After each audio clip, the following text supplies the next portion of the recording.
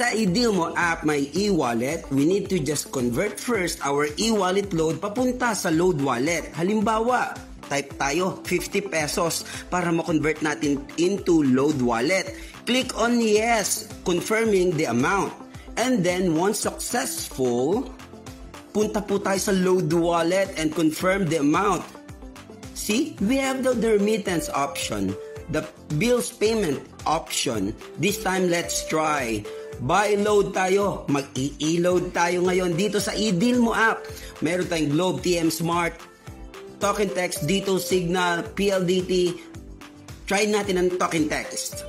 Let's type the number, double check it kasi wala po tayong refund dito kagaya ng ibang platform. Then proceed kapag na-check nyo na po ang phone number. And pipili po tayo ng ating load na gustong ilagay doon sa number. Ano ba ang ipapaload nyo? And then pay the amount. Once that you pay the amount, walang 1 second, nakukonfirm na po yan and then darating yung confirmation sa text nung makakatanggap or receiver ng load. Ganyang kadali dito sa iDealMo app.